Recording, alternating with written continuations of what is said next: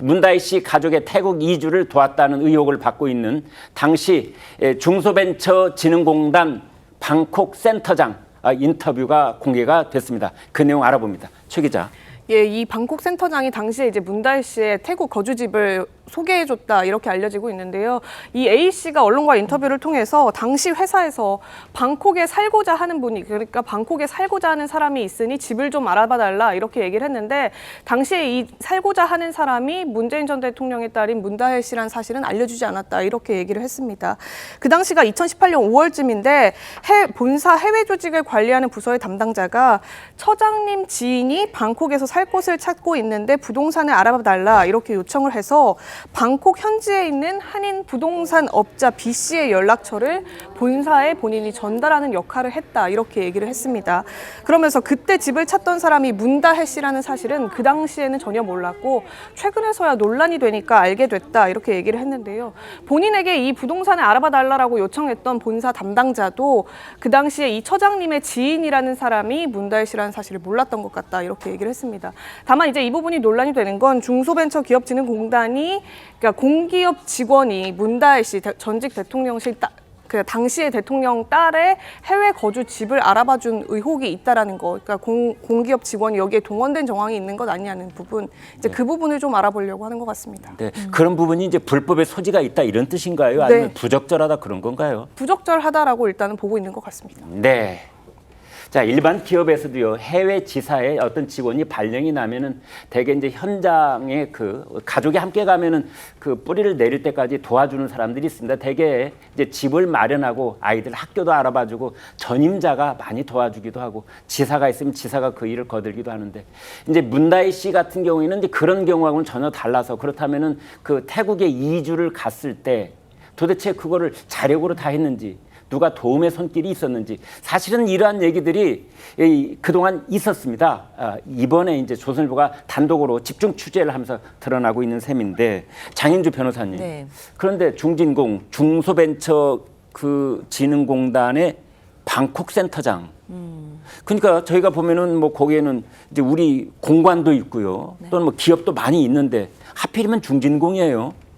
그렇죠. 일단 A 씨의 이 주장들이 보도가 되고 있는 것이기 때문에 이 주장이 어디까지 사실인지, 그리고 더 나아가서는 또 사실 규명의 문제가 남긴 하는 것 같습니다. 네. 그렇긴 하더라도 만약에 이 주장이 사실이다라고 한다면, 뭐 문다혜 씨라는 것을 몰랐다고 하더라도 사실상 그 직원들을 사적으로 또 동원한 것은 아닌가라는 의혹이 제기될 수는 있는 것이거든요. 네. 그렇다고 한다면 또 정부 산하 기관의 어떤 직원들에 대해서 어떤 그 공적인 일이 아니라 사적인 일을 시킨 것이기 때문에 네. 법적 위반 소지는 있을 것 같아요. 뭐 이를테면 뭐 직권남용이라든지 또 관련 법 위반 여부도 또 검토를 할 수 있을 것이기 때문에 아마 수사기관에서는 이 부분의 주장들이 사실인지 아마 규명하고 있지 않을까 생각됩니다. 그렇군요. 최 국장님, 이제 중진공의 방콕 그 지사에 있는 직원들 입장에서는 야, 누가 힘 있는 사람이 오는가 보다, 이 정도 느낌은 있지만 누군지는 몰랐던 것 같아요. 글쎄 정말 몰랐을까요? 뭐 그런 생각이 듭니다. 왜 그러냐면 조금 전에 아까 말씀하셨듯이 바로 이상직 의원이 그 사실은 특혜 채용 하라고 지시를 했다는 거 아닙니까? 네. 그렇죠? 그것도 직접 이력서를 들고 와서. 그러게요. 네. 자, 그렇게 되면 그 뭐 방콕 센터에 그 뭐 몇 사람 되겠어요? 네. 뭐 직원들이. 예. 그러면 이미 거기에 소문이 쫙 나 있을 거고요. 그 네. 서모 씨라는 사람이. 네. 근데 이 사람이 기본적으로 오너가 지시했죠. 예. 그다음에 저 특혜 채용을. 그다음에 이 사람이 그 타이스타젯이라는 항공사의 항공 경험이 전혀 없는 사람입니다. 네. 근데 그런 사람을 전무로 채용하라고 하는데 네. 뭐 월급도 얼마 주라 뭐 이렇게까지 지시를 하고, 그러면 많은 사람들이 의문을 제기하지 않았겠어요? 네. 도대체 무슨 관계길래, 오너하고의 관계인가? 아니면 다른 오너가 꼼짝 못하는 누군가하고의 관계인가? 뭐 이런 거를 충분히 저는 알았을 거라고 생각을 합니다. 네. 근데 여기에 대통령 사이인지도 모르고 구박을 했다 뭐 이렇게 얘기하는 거는 네. 이걸 저희가 다 믿기에는 네. 너무 주변 정황이 그렇게 간단한 상황이 아니다. 저는 그렇게 봅니다. 그렇습니다. 사실은 이스타 항공의 실소유주 회장님이시죠. 거기다가 중소벤처 진흥공단의 이사장님, 회장님이 직접 이력서를 들고 서울에서 방콕까지 날아올 정도면 누굴까? 아마 이만한 눈치만 있는 사람이라면 금세 알아차릴 뭐 그런 정도가 아니었을까 이렇게 추정도 가능합니다만 당시 중진공 이사장이던 이상직 전 의원 관련 의혹을 사실은 부인해 왔습니다. 그 목소리도 들어보시죠. 대통령 사위 서모 씨 이런 취업하는데 영향력 행사한 적 없습니까? 그 대통령님 관련된 거 뭐 제가 여기서 말하는 얘기가 아닌 것 같고요. 아니 본인이 영향력 행사한 적이 없느냐 이 묻는 거예요. 예, 없습니다. 예, 전혀 도와준 적 없고요. 예, 확실합니까? 예. 네, 아주 큰 목소리로 재우쳐 묻는데 확실합니까? 라고도 물었지만 이제 이상직 전 의원은 부인을 했어요.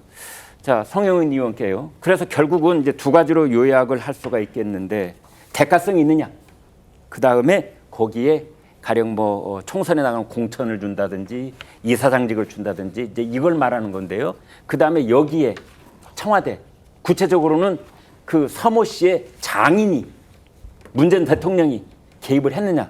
이제 이게 뭐 초점이 되지 않겠어요? 그렇습니다. 저게요. 만약에 이제 그 특혜성 채용인 것이 확인이 되고 네. 어떤 이상직 당시 의원, 당시 중진공 이사장이죠. 부적절한 개입이 있었던 것이 확인이 되면 저게 이제 제3자 뇌물죄로까지 수사가 확대될 수 있는 그런 가능성이 있습니다. 아, 왜요? 제3자가 되죠? 왜냐하면은 지금 중진공 이사장은 중소벤처기업진흥공단은 이게 준정부기관이거든요. 아, 예. 그러면은 그 준정부기관의 장은 주무부처 장관의 제청으로 대통령이 임명을 합니다. 아, 네. 대통령이 최종적 승인권자거든요. 그러면은 중진공 이사장으로 임명되는 것에 대한 대가로 어떤 저런 부자연스러운 채용을 했다. 즉 특혜 취업 기회를 제공했다라고 네. 하면은 그것이 이제 제3자 뇌물죄 구도에 들어맞는 측면이 있습니다. 물론 그 대가 관계 여부나 또 부정한 청탁의 여부나 또 공통의 인식이나 양해가 있었는지는 수사를 통해서 밝혀야 될 것이기 때문에 제가 사실관계를 단정하는 것은 아닙니다. 다만 법리적으로는 그런 요소들이 분명히 존재하기 때문에 네. 저것을 이제 검찰이 수사를 하고 있는 것이고 지금 이제 관련자들의 증언이 하나둘씩 나오고 있으니